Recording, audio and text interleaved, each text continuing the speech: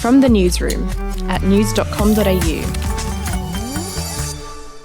Hey, I'm Lexi Cartwright. And I'm Andrew Bucklow. And this is the latest from the Newsroom. It's Wednesday, the 5th of May. We'll start in India, where the coronavirus caseload topped 20 million yesterday. More than 350,000 new cases were reported in the country on Tuesday. Now, that's a drop from the peak of 402,000 last week, giving some cause for optimism that the worst of the devastating wave may have passed. India's healthcare infrastructure has struggled to cope with the number of cases, with shortages of medicines, hospital beds and medical oxygen. The COVID crisis prompted cricket officials to suspend the Indian Premier League season.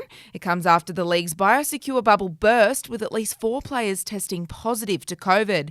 David Warner, who is one of the Aussie players stuck in India, shared a heartbreaking photo of a drawing from his daughter which said, "Please, Daddy, come home straight away." Meanwhile, a group of 8 crossbenchers have signed an open letter urging Prime Minister Scott Morrison to end the India travel ban and repatriate stranded Aussies immediately. The letter was signed by every federal, independent and minor party MP. Now, the current travel ban will be in place until at least May 15. In some lighter news now, and 3 Australians have won a massive $5 million each after taking home the Division 1 prizes in last night's $15 million Oz Lotto jackpot.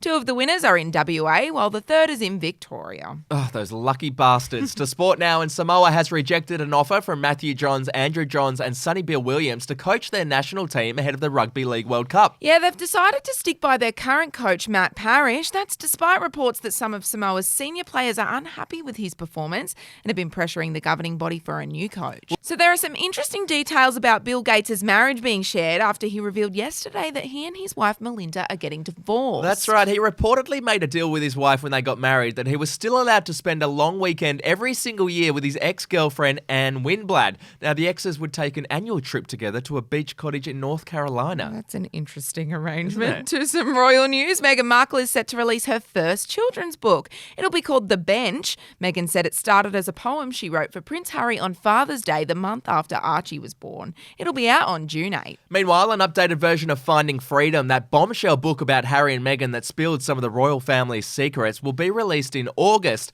Now, it'll feature chapters on their tell-all interview with Oprah, allegations that Meghan bullied staff, and the death of Prince Philip. A royal biographer has said if the updated book contains leaked info from the Sussexes, it'll be the final straw for the royal family. Ooh, juicy. That is it from the Newsroom. We'll have another update in the Arvo. Your update from news.com.au.